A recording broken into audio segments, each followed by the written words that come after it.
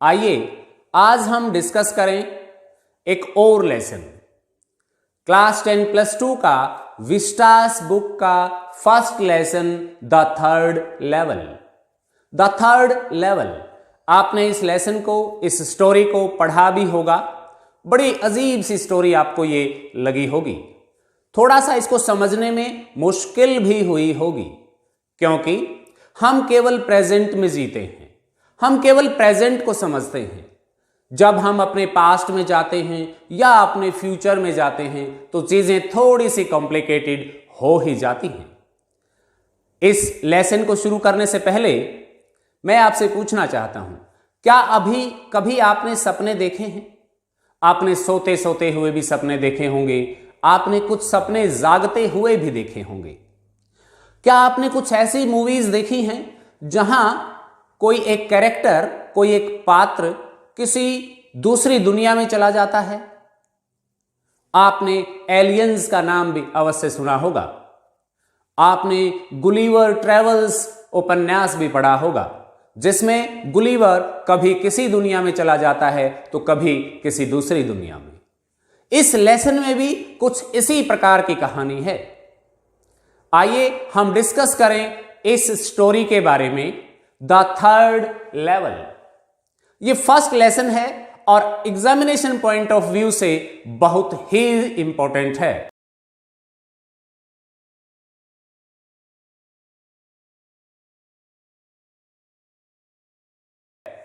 इसके राइटर हैं Jack फिन्ने।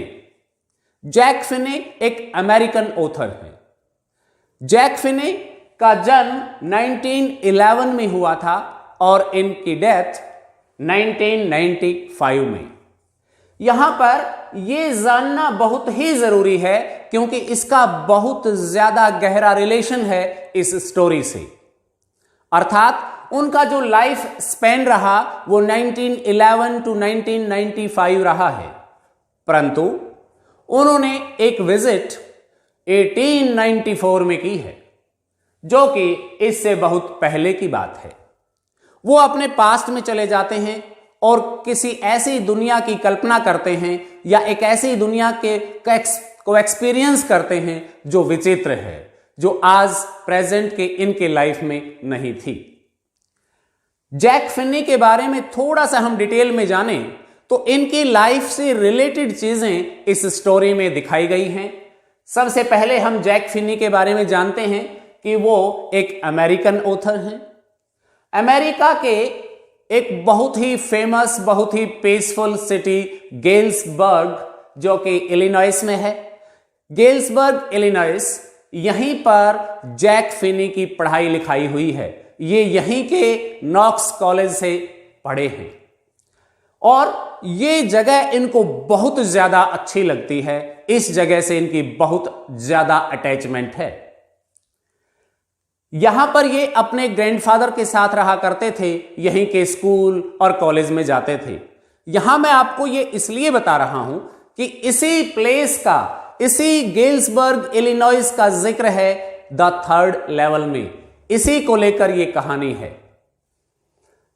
Jack फिन्ने ने बहुत सारी नॉवेल्स, शॉर्ट स्टोरीज लिखी हैं, लेकिन उनकी ज्यादातर राइटिंग्स थ्रिलर्स हैं या फिर साइंस फिक्शंस हैं।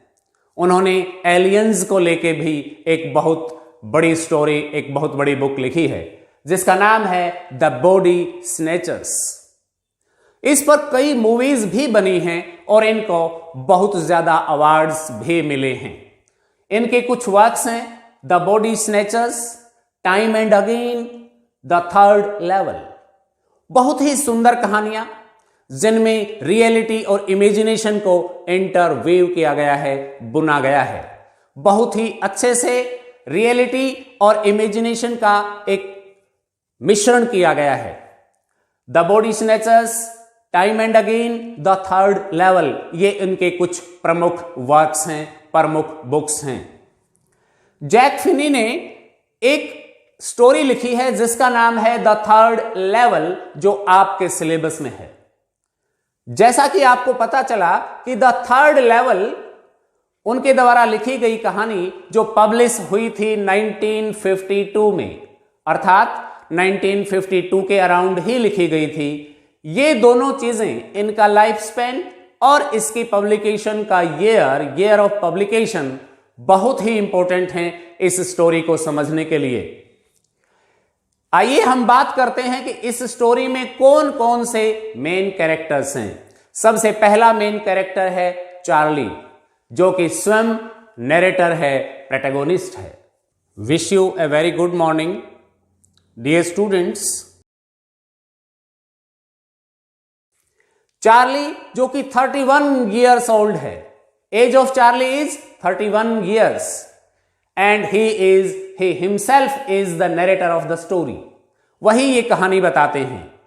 जब हम इन की पॉइंट्स को, इन ब्रेन मैप्स को डिस्कस करेंगे तो आपको छोटे छोटे की पॉइंट्स को ध्यान में रखना है, क्योंकि यही क्वेश्चन, यही की पॉइंट्स एमसीक्यूज के रूप में, वन वर्ड आंसर के रूप में या वन सेंटेंस आंसर के रूप में आपसे पूछे जाने वाले हैं।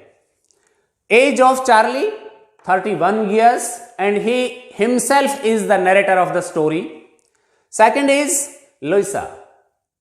Louisa चार्ली की वाइफ है, Charlie's wife, a beautiful lady। And the third main character is Sam Weiner, जिसे शॉर्ट में सैम के नाम से ही जाना जाता है। वो एक साइकियाट्रिस्ट हैं, वो एक मनोचिकित्सक हैं और चार्ली के फ्रेंड भी हैं। Charlie's friend and a psychiatrist, Sam, Charlie, Louisa and Sam। 3 main characters are there। अगर हम चौथा मेन कैरेक्टर की बात यहां करें तो वो है यहां पर ग्रैंड सेंट्रल स्टेशन, दुनिया का बहुत बड़ा station, railway station of New York city, America. Grand central station, New York city. बार बार इस लेसन में, इस स्टोरी में इस ग्रैंड सेंट्रल स्टेशन का जिक्र होगा। इसे ध्यान से देखिए। इसी ग्रैंड सेंट्रल स्टेशन के इर्द गिर्द ये 3rd लेवल की कहानी घूमती है। इसी ग्रैंड सेंट्रल के स्टेशन के अंदर वो 3rd लेवल होने का दावा नरेटर करता है। Grand central station New York city में सब जानते हैं कि वहां की रेलवे अथॉरिटीज कसम खाकर कहती है, उन्होंने वहां पर डॉक्यूमेंटेशन है, वहां पर वो कहते हैं कि there are only 2 levels on this station. Level से यहां क्या अर्थ है? आपने कभी मेट्रो की यात्रा की है? अगर आप कभी दिल्ली गए हो, मुंबई गए हो, वहां मेट्रोज में आपने सफर किया हो, तो कई जगह अंडरग्राउंड स्टेशन होते हैं, तो कई जगह ऊपर होते हैं, ओवरग्राउंड होते हैं। और कई बार तो कई स्टेशंस पर तो एक स्टेशन अंडरग्राउंड होता है, दूसरा उसके ऊपर से होता है। अर्थात यहां नीचे अंडरग्राउंड वाले स्टेशन से ट्रेन्स दूसरी ओर जाती हैं और ऊपर वाले स्टेशन से ट्रेन्स किसी अन्य रास्ते पर जाती हैं। ठीक उसी प्रकार से ग्रैंड सेंट्रल स्टेशन पर भी 2 ही लेवल हैं। एक लेवल से अर्बन ट्रेन्स जाती हैं और सेकंड लेवल से सब अर्बन एरियाज की ट्रेन्स जाती हैं। यह बात सभी को पता है, यह बात सभी मानते हैं कि ग्रैंड सेंट्रल स्टेशन पर 2 ही लेवल हैं। परंतु इस स्टोरी का जो ऑथर है, राइटर है जैक फिनी अर्थात चार्ली, वो कहता है कि मैं नहीं मानता, मैंने तीसरा लेवल भी देखा है, मैंने तीसरा तल भी देखा है जहां से गेल्सबर्ग, इलिनॉइस की ट्रेन्स जाती हैं। मैंने एक्सपीरियंस किया है, मैंने उसको विजिट किया है। There is a 3rd level too, तीसरा लेवल भी है। और जैक फिनी को अर्थात चार्ली को तो लगता है कि ये grand central station is like a tree, ये एक पेड़ की तरह से है। मैं सैकड़ों बार इस ग्रैंड सेंट्रल स्टेशन से गुजरा हूं, इसका यहीं से मैंने ट्रेन्स पकड़ी हैं, परंतु हर बार मुझे कुछ न कुछ नया, अजीब या आश्चर्यजनक दिखाई देता है। कभी नई स्टेयर्स दिखाई देती हैं, तो कभी नए कॉरिडोर्स, कभी नई ट्रेन्स दिखाई देते हैं, तो कभी नया लेवल ही दिखाई देता है। जिस प्रकार से एक पेड़ अपनी रूट्स को फैलाता रहता है या फिर अपनी ब्रांचेस को फैलाता रहता है, ठीक उसी प्रकार से ये ग्रैंड सेंट्रल स्टेशन, जिसे GCS भी कहा जाता है, ये स्टेशन भी उस पेड़ की भांति फैलता रहता है, अपने आप ही फैलता रहता है, ऐसा चार्ली मानते हैं। वो कहते हैं कि मैंने 3rd लेवल को भी विजिट किया है, ये ऑथर का अर्थात चार्ली का दावा है। परंतु जो रेलवे अथॉरिटीज हैं न्यूयॉर्क सिटी की, हेवन की, न्यू हेवन की, वो कहते हैं कि देयर आर ओनली 2 लेवल्स। ये तीसरी दुनिया, ये तीसरा तल यहां है ही नहीं। जबकि चार्ली कहते हैं कि मैंने खुद एक्सपीरियंस किया है, this is there, this exist, the 3rd level exist, ये है। यही मेन पॉइंट है इस स्टोरी द 3rd लेवल का। आइए अब हम इसके थीम की चर्चा करें कि इसका थीम क्या है। द 3rd लेवल स्टोरी का थीम टाइम ट्रैवल से रिलेटेड है, अर्थात टाइम ट्रैवल कर जाता है। हम अपने पास्ट में चले जाते हैं, हम अपने फ्यूचर में चले जाते हैं, लॉन्ग बैक, लॉन्ग अहेड हम विजिट करते हैं। और टाइम एंड स्पेस बदल जाता है टाइम के साथ। आपको पता है हमारी हिस्ट्री क्या रही है। हमारे बूढ़े बुजुर्ग, जो हमारे ग्रेट ग्रैंडफादर्स या ग्रैंडफादर्स हैं, वो हमें बताया करते हैं कि हमारा ज़माना कितना सस्ता हुआ करता था, हमारे ज़माने में कितना प्यार प्रेम था, हमारे ज़माने में ये भाग दौड़ नहीं थी, हमारे ज़माने में हमारे पास बहुत अधिक समय था, हम फुर्सत के पलों का आनंद लेते थे, चारों ओर शांति थी, न युद्ध था, न लड़ाई थी, न झगड़े थे। वही कहानी यहां भी की गई है। प्रत्येक व्यक्ति पीस चाहता है, आप भी, मैं भी और सब। हम पीसफुल दुनिया में लौट जाना चाहते हैं, इस दुनिया की आपाधापी भाग दौड़ से, इस वॉर से, इन लड़ाइयों से, इन झगड़ों से, इन ईर्ष्याओं से हम दूर चले जाना चाहते हैं, जिसे हम एस्केपिज्म कहते हैं। अर्थात हम आज की इस भागदौड़ से कहीं दूर पीसफुल जगह पर जाना चाहते हैं, एस्केप करना चाहते हैं आज की हार्डशिप्स से, वर्रीज से, इनसिक्योरिटी से, जो इस स्टोरी का थीम भी है। Escapism means running away from the hardships and वर्रीज of the present. आज की चिंता और मुश्किल समय से दूर भागने की इच्छा। और एक थीम है रियलिटी प्लस फैंटेसी, रियलिटी और इमेजिनेशन का संगम। आज प्रेजेंट टाइम में रहते हुए how can we experience our past and how can we experience our future, ये इस स्टोरी का एक थीम है। 3 main points are there of the theme of this story: time and space, time travel और visit to past और future, और interweaving of reality and imagination और fantasy and escapism from the hardships and वर्रीज and insecurity of the present. This is the main theme of the story. आइए अब हम चर्चा करें इस स्टोरी की समरी की। Dear students, the 3rd level में चार्ली, जो कि प्रोटैगोनिस्ट है इस लेसन का, इस स्टोरी का नरेटर है, वो बताता है कि उस ग्रैंड सेंट्रल स्टेशन पर 3 लेवल हैं, जबकि अथॉरिटीज कहती हैं कि वहां केवल 2 लेवल हैं, 2 तल हैं। फर्स्ट लेवल, चार्ली बताता है कि फर्स्ट लेवल पर 20th सेंचुरी ट्रेन्स जाती हैं, आज की आधुनिक ट्रेन्स जाती हैं, और सेकंड लेवल से सब अर्बन एरियाज के लिए ट्रेन जाती हैं। यहां ये एमसीक्यूज के रूप में पूछा जा सकता है, लेकिन वो कहता है कि यहां 2 लेवल नहीं है। एक दिन जब मैं ऑफिस के काम से निपटने के बाद, थोड़ा लेट होने के बाद, मुझे घर जाने की जल्दी थी। I was in a hurry. I wanted to meet my wife Louisa. I wanted to reach home as soon as possible. So I took the subway because the bus used to take more time as compared to going through the subway. कहता है मैं Subway से निकल लिया, मैं पहले first level पर गया सीढ़ियों से होता हुआ, फिर मैं सेकंड लेवल से गया। सेकंड लेवल से जब मैं वेंडरबिल्ट से मुड़ा तो वहां पे मुझे एक आर्क नुमा, एक चाप नुमा, एक आर्क्ड डोरवे दिखा। I entered through the doorway. मैं उस डोरवे से घुसा और चार्ली अपने आप को यहां एक्सप्लेन भी करता है कि चार्ली जो 31 ईयर्स ओल्ड पर्सन है वो 10 गैबर्डिन सूट पहना हुआ है।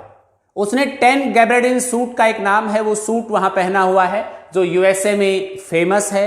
ये भी एमसीक्यूज के रूप में पूछा जा सकता है। और उसने एक स्ट्रॉ हैट, स्ट्रॉ का बना हुआ हैट, एक तीलियों का बना हुआ हैट पहना हुआ है फैंसी बैंड के साथ, या एक फैंसी बैंड उस हैट पर लगा हुआ है। ये चार्ली की ड्रेस सेंस है जो कि डिफरेंट है, means 20th century dress sense है।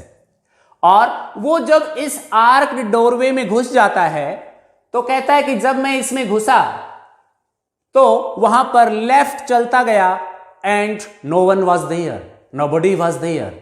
आई could hear only my own footsteps. मैं केवल अपने ही कदमों की आहट सुन पा रहा था। Nobody was there but I kept on walking. मैं चलता रहा and the gate opened in an open space. और मैंने देखा कि वहां पर एक ओपन स्पेस में वो गेट खुल जाता है। There I heard the sound of people talking with each other. मैंने लोगों को बात करते हुए सुना। द पीपल वर स्ट्रेंज, बड़े अद्भुत लोग थे। अब चार्ली उस थर्ड लेवल का जो एक्सपीरियंस उसने किया वो बता रहा है। वो कहता है मैंने थर्ड लेवल पर क्या देखा। मैंने जो देखा वो बड़ा अजीब था। वो 20th सेंचुरी का नहीं था। जो कुछ भी देखा वो 1890s का था। चाहे वो वहां के लोगों की ड्रेस सेंस हो, चाहे वहां का सारा इंफ्रास्ट्रक्चर हो। वो इंफ्रास्ट्रक्चर का जिक्र करते हुए कहते हैं कि देयर वर स्मॉलर रूम्स, छोटे छोटे कमरे थे जो 1890s में हुआ करते थे। ब्रैस स्पिटन्स, थूकदान ब्रैस के बने हुए थे, पीतल के बने हुए थूकदान रखे हुए थे। फ्यूअर टिकट विंडोज, थोड़ी सी टिकट खिड़कियां थी जो पहले पुराने समय में हुआ करती थी। एंड फ्यूअर ट्रेन गेट्स, और छोटी छोटी ट्रेनें और उनके थोड़े से गेट्स भी थे। Old wooden information booth at the centre of the open space. उस पूरी खुली अर्थात वो third level of the grand central station था। बीच में एक पूछताछ केंद्र था, इंफॉर्मेशन सेंटर था, और वो लकड़ी का बना हुआ था। वहां के जो लाइट्स थी वो गैस लाइट्स थी, गैस लैंप्स लटके हुए थे और बहुत ही डिम लाइट थी। फ्लिकरिंग कर रही थी वो लाइट, फ्लिकरिंग। और वहां के लोगों की ड्रेस सेंस के बारे में चार्ली बताते हैं कि वहां मेन और वेमेन डिफरेंट ड्रेस सेंस में थी, जो अभी 20th सेंचुरी की ड्रेस नहीं हो सकती। जो 1890s की ड्रेस थी वैसी ड्रेस उन लोगों ने पहनी हुई थी। वहां के मेन को उस स्टेशन की थर्ड लेवल के पुरुषों को एक्सप्लेन करते हुए चार्ली बताते हैं कि वहां के लोगों ने लॉन्ग ब्लैक स्लीव प्रोटेक्टर्स पहने हुए थे, ब्लैक स्लीव प्रोटेक्टर्स पहने हुए थे। डर्बी हैट्स, लंबे लंबे ऐसे हैट्स पहने हुए थे। 4 बटन सूट्स पहने हुए थे विद लेपल्स। लेपल यहां से मुड़ा हुआ एक कुछ होता है, छोटा सा टैनी लेपल्स के साथ 4 बटन वाले सूट उन लोगों ने पहने हुए थे, जो आजकल कोई नहीं पहनता, नहीं होते। उनकी लंबी लंबी मस्टीज मूछें थी, साइड बर्न्स थे, स्पेशल फैंसी बियर्ड्स एंड मस्टीज थी, अलग प्रकार की, जो आजकल कोई नहीं रखता। कहता है मैंने एक्सपीरियंस किया है, मैंने देखा है ये सब कुछ। और वहां पर उसने एक पुराना लोकोमोटिव इंजन भी देखा जो फनल शेप्ड था, फनल शेप्ड इंजन था, फनल के आकार का था, कीप के आकार का था, जिसपे कीप के आकार की कुछ चीजें बनी हुई थी। कोरियर एंड ईव्स कंपनी का, कोरियर एंड ईव्स कंपनी का। ये एमसीक्यूज में भी पूछे जा सकते हैं और बड़े क्वेश्चंस में भी, कि कौन सी कंपनी का इंजन उसने थर्ड लेवल पर देखा। Courier and eaves. किस शेप का था? Funnel shaped engines. कैसा था? भाप वाले इंजन थे, कोल इंजन थे, लोकोमोटिव्स जिसे वो कहते हैं, जो पहले हुआ करते थे। आपको भी पता है कि ट्रेन की शुरुआत कब हुई थी? इंडिया में अगर हम बात करें तो 1853 में, और ये यहां पर 1890s की बात कर रहा है, वहां अमेरिका की बात कर रहा है। वो कहता है कि थर्ड लेवल मैंने देखा है, मैंने एक्सपीरियंस किया है, वहां के लोग ऐसे थे, वहां का इंफ्रास्ट्रक्चर ऐसा था, और वहां के लोग बड़े अजीब थे, उनका आउटलुक, उनकी ड्रेस सेंस, उनका पहनावा टोटली डिफरेंट था। वहां की विमेन स्कर्ट्स, टॉप तक जाती हुई स्कर्ट्स पहने हुई थी। एक महिला को उसने देखा जिसके हाथ में पाम ट्री, पाम लीव्स का फैन था, अर्थात एक पंखा वो डुला रही थी, और हाई बटन्ड शूज थे, ऊंचे ऊंचे जूते, बटनों वाले जूते पहने हुए थे, स्कर्ट जूतों तक जाती थी। वहां की महिलाओं को भी, की ड्रेस सेंस को भी इसने एक्सप्लेन किया, उसके बारे में बताया, वहां के पुरुषों के बारे में बताया, वहां के इंफ्रास्ट्रक्चर के बारे में बताया। कहता ये सब मैंने वहां एक्सपीरियंस किया। फिर वो ये सारी चीजें और क्या क्या उसने वहां देखा, क्या क्या उसने महसूस किया, आइए डिस्कस करते हैं। इसके पश्चात चार्ली आगे एक्सप्लेन करता है, कहता है कि मैंने थर्ड लेवल के उस स्टेशन को देखा, वहां का सारा इंफ्रास्ट्रक्चर, वहां के लोगों को देखा। तो फिर वो एक न्यूज़पेपर बेचने वाले एक लड़के के पास जाता है जिसके पैरों में स्टैक ऑफ न्यूज़पेपर रखे हुए हैं। वहां पर एक वो न्यूज़पेपर देखता है और उस न्यूज़पेपर का नाम है द वर्ल्ड। अब वहां पर जो उसने न्यूज़पेपर देखा, उसे खुद पता है कि the world newspaper has not been published for a long, लंबे समय से यह अखबार तो बंद हो चुका है। फिर वो उस अखबार को ध्यान से देखता है और उस पर डेट लिखी हुई है जून 11, 1894, 11 जून 1894, और जिस पर प्रेसिडेंट क्लीवलैंड से रिलेटेड एक स्टोरी छपी हुई है।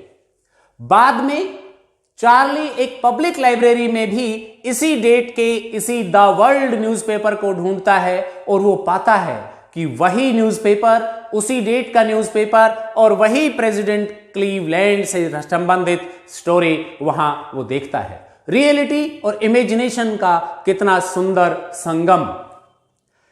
फिर वो वहां के टिकट काउंटर को देखता है, टिकट क्लर्क के पास जाता है और वहां से वो इंक्वायरी पूछता है, टाइम टेबल देखता है और उसे पता चलता है कि यहां से गेल्सबर्ग, इलिनॉइस की टिकट्स मिलती हैं, वहां की ट्रेनें जाती हैं। उसे गेल्सबर्ग बहुत ज्यादा पसंद है क्योंकि उसके लिए गेल्सबर्ग की सुंदरता का वर्णन भी वो इस स्टोरी में करता है। Big houses, huge lawns, a lot of leisure time, beautiful and wonderful trees, big evenings और people sitting talking to each other, having cigar, and women having palm leaf fans and talking to each other. A peaceful world, a dream world. वहीं वो जाना चाहता है, so he wants to buy 2 tickets for Galesburg, Illinois. One for himself and the other one for his beautiful wife, Louisa. पति पत्नी दोनों के लिए वो 2 टिकटें खरीदना चाहता है। वो टिकट क्लर्क के पास जाता है, he goes to ticket clerk and asks for 2 tickets for Galesburg, Illinois. When he gives money for the tickets, the ticket clerk sees and he feels strange by looking at the new type of notes, means dollars. वो dollar देता है जबकि वो पुराने जमाने का third level है, वहां डॉलर स्वीकार नहीं होते। वो उसे देखता है और देखते ही कहता है, दैट एंट मनी मिस्टर, ये पैसा नहीं है। Is it money? Do you want to skin me? Are you, if you are trying to skin me, you won't get very far. तुम मुझे धोखा देना चाहते हो, नकली नोट थमाना चाहते हो। I will put you behind the bars, अर्थात मैं तुम्हें जेल में डलवा दूंगा। फिर चार्ली सोचता है, बुरे फंसे, 1894 की तो जेल भी कितनी खतरनाक होंगी, और वो कहता है, I immediately got out fast, मैं जल्दी से वहां से भाग लिया, बच निकला।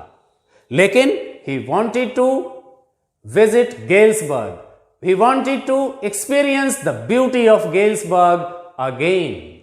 इसलिए he goes to his bank, he withdraws $300 whatever he has in his account, and get exchanged with the bills, और उन डॉलर्स को बिल में एक्सचेंज करवाता है विद ए प्रीमियम अमाउंट, क्योंकि पुरानी करेंसी जब हम लेते हैं तो हमें एक्स्ट्रा पैसे देने पड़ते हैं, और उसको $300 के कंपैरिजन में, उसके एक्सचेंज में लेस देन 200 बिल्स मिलते हैं, जो उस थर्ड लेवल पर चलने वाली करेंसी थी, क्योंकि वो वहां जाना चाहता है, टिकट्स लेना चाहता है। उसके पश्चात उसने कई बार प्रयास किया थर्ड लेवल को ढूंढने का, वहां जाकर टिकट खरीदने का, लेकिन वो कभी उस थर्ड लेवल को दोबारा सर्च ही नहीं कर पाया। वो आर्क्ड डोरवे उसको फिर से कभी नहीं मिला। वो ये सारी कहानी अपनी पत्नी से बताता है, लोइसा से, और अपने साइकेट्रिस्ट फ्रेंड सैम से भी बताता है। उसका साइकेट्रिस्ट फ्रेंड सैम कहता है, अरे there is no any third level, there are only 2 levels. तुम पागल हो गए हो? Are you sane? There is no any third level, how can you experience it, how can you imagine it? वो कहता है, you are not satisfied with your present world, this is the sense of insecurity, this world, this present world is full of insecurity, fear, war and worry. आपको पता है first world war 1914 में शुरू हुआ, और ये कहानी है 1894 की। फर्स्ट वर्ल्ड वॉर से पहले दुनिया में कितनी शांति होगी, कितना पीस होगा, कितना आनंद होगा। सेकेंड वर्ल्ड वॉर शुरू हुआ 1939 में, और ये उससे 40 वर्ष पहले की बात है। तो कितना शांति प्रिय गेल्सबर्ग, कितना पीसफुल और वंडरफुल सिटी गेल्सबर्ग की कल्पना वो कर रहा होगा। कहता है, जब हम संतुष्ट नहीं होते, जब हम इनसिक्योर होते हैं, वर्रिड होते हैं, फेयरफुल होते हैं, तो हम शांति की जगह जाना चाहते हैं। This is known as escapism. आप एस्केप करना चाहते हैं, आप रियलिटी से भागना चाहते हैं, इसलिए आपने थर्ड लेवल को इमेजिन किया है। थर्ड लेवल नाम का कोई लेवल ग्रैंड सेंट्रल स्टेशन पर है ही नहीं। आप तो एक रिफ्यूज लेना चाहते हैं इस दुनिया से परे, किसी शांत जगह पर। यही आपका दिमाग सोच रहा है, इसलिए आपने थर्ड लेवल को इमेजिन किया। लेकिन, और वो सैम कहता है, this is a walking dream wish fulfilment, चलते हुए अपनी इच्छाओं को पूरा करने वाले का सपना है ये। वो सपना आप ले रही हो, ऐसा कुछ है नहीं। इस पूरी कहानी से लोइसा गेट्स वर्रिड, वह भी चिंतित हो जाती है, and ask her husband never to search third level again, कि आप मत ढूंढना थर्ड लेवल को, आप पागल हो गए हो। लोइसा को भी चिंता हो जाती है। लेकिन उसके बाद जो थर्ड लेवल उसने चलते चलते उस शाम को ढूंढ लिया था, अचानक एक्सीडेंटली, आज जानबूझकर प्रयास करने के बाद भी वो ढूंढ नहीं पा रहा है। दिस इज अ मिस्ट्री, यही रहस्य है इस लेसन में। आइए देखते हैं आगे क्या होता है। काफी लंबे समय के बाद चार्ली को जब थर्ड लेवल प्रयास करने के बावजूद नहीं मिलता है, तो चार्ली पुनः अपने फिलेटली अर्थात टिकट कलेक्शन की जो उसकी हैबिट थी, उसको जो उसकी हॉबी थी, उसमें एक दिन लेटर्स को देख रहा होता है। उससे पहले उसका psychiatrist friend Sam accidentally disappear हो जाता है, अर्थात वहां से गायब हो जाता है। किसी को नहीं पता कि वो कहां गया। चार्ली सस्पेक्ट करता है, संदेह करता है कि जरूर सैम गेल्सबर्ग इलिनॉइस चला गया होगा, उस पीसफुल दुनिया में चला गया होगा, उस बहुत ही सुंदर जगह पर चला गया होगा। फिर एक दिन वो अपने पुराने लेटर्स को अपने ड्रॉवर्स में देख रहा होता है। He finds a first day cover. यहां पर यह जानना जरूरी है कि फर्स्ट डे कवर क्या होता है। जो टिकट संग्रह करने वाले जो लोग होते हैं, जिनकी हैबिट होती है संग्रहण, या जिनका शौक होता है कलेक्शन, गैदरिंग, वो भी टिकट संग्रह करता था। वो बताता है कि मेरे दादाजी भी करते थे, अमेरिका के प्रेसिडेंट रूजवेल्ट भी किया करते थे। ये हैबिट है, ये एक शौक है। कोई कॉइन्स इकट्ठी करता है, कोई टिकट्स इकट्ठी करता है। उसने एक फर्स्ट डे कवर देखा। फर्स्ट डे कवर होता है जब भी कोई नई डाक टिकट जारी होती है, तो पहली डाक टिकट एक खाली लिफाफे पर लगाकर उसमें एक प्लेन पेपर डालकर स्वयं का एड्रेस करके हम भेजते हैं ताकि उसका रिकॉर्ड रहे। इस प्रकार से उसने एक फर्स्ट डे कवर निकाला जिस पर के अंदर से जब उसने पेज खींचा उस पेज खाली नहीं था। It was not blank, it was dated July 1894। इस पर कौन सी डेट थी? 18 जुलाई 1894। यह गेल्सबर्ग से आया था, उसमें एड्रेस भी लिखा हुआ था और लेटर को लिखने वाला था सैम, लेकिन उसके ऊपर एड्रेस था उसके ग्रैंडफादर का। अब देखिए इमेजिनेशन और फैंटेसी का कितना बड़ा संगम। लेटर लिखता है सैम, कब लिखता है? आज, प्रेजेंट में। लेटर लिखता है उसके ग्रैंडफादर को, कब लिखता है? 1894 में। How can it be possible? ऐसा कैसे हो सकता है? यही तो मिस्ट्री है। उस लेटर में लिखा हुआ है, वो लेटर संबोधित है चार्ली के नाम से, एड्रेस है उसके ग्रैंडफादर का, मिला है आज, लिखा था गेल्सबर्ग में, मिला है न्यूयॉर्क में। तो वो कहता है कि Charlie, I have found the third level, I have reached here before 2 weeks. 2 सप्ताह से मैं यहां हूं, मैं आनंद ले रहा हूं। यहां पर मैं किसी के साथ लेमनेड पर जा रहा हूं, या नींबू पानी के लिए मुझे बुलाया है या मैंने उसे बुलाया है। हम यहां आनंद ले रहे हैं। This is really a wonderful place. You were right, तुम सही कह रहे थे। The third level exists, third level है, मुझे मिल गया है। आप भी यहां आइए। Keep looking for the third level, keep searching and Charlie come back, Charlie and Louisa, Charlie और लुइसा आ जाओ यहां। इस बहुत ही सुंदर स्थान है ये, यहीं हम रहेंगे, यहीं हम अपना जीवन यापन करेंगे। सैम, लिखने वाला सैम है। अब चार्ली को एक अजीब सी बात होती। चार्ली इस बात को वेरीफाई करना चाहता है और वहां कुछ ऐसे एक्सचेंज बूथ्स पे जाता है जहां नई करेंसी से पुरानी करेंसी एक्सचेंज होती है। तो वो पाता है कि चार्ली ने $800 के बदले ओल्ड करेंसी बिल्स खरीदे हैं, एक्सचेंज करवाए थे कुछ समय पूर्व। अब उसे विश्वास हो जाता है that Charlie had gone to Galesburg, he is in Galesburg, Illinois. और $800 इज ए बिग अमाउंट। वो कहता है इतनी अमाउंट से तो वो जो कहा करता था कि मैं हे, फीड, ग्रेन का बिजनेस करूंगा, व्यापार करूंगा, वो हे, फीड और ग्रेन का व्यापार उसने वहां शुरू भी कर दिया होगा और बिजनेस उसने वहां स्टार्ट भी कर दिया होगा, अक्सर वो कहा करता था। इस प्रकार से ये स्टोरी यहां खत्म हो जाती है। इस स्टोरी में कहीं ये नहीं बताया गया है कि थर्ड लेवल था या नहीं, रियलिटी में था या इमेजिनेशन था। यहां पर एक मिस्ट्री हमारे लिए छोड़ दी गई है। लेकिन ये स्टोरी या चार्ली का वो experience with the third level उसे इनसेन तो बिल्कुल नहीं बताता, उसे पागल तो बिल्कुल नहीं बताता, क्योंकि वो रियलिटी और इमेजिनेशन का बहुत ही सुंदर संगम यहां प्रस्तुत करता है, यहां बताता है। This is the end of the story. Go through this story, read it again and note down the brain maps of this story and get good marks in the examination. Thank you very much.